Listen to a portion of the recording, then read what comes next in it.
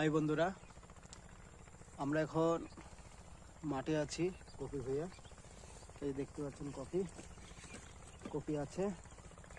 আর এই যে আমার বাবা বাবা বাবা একটু হাই দাও তো বাবা।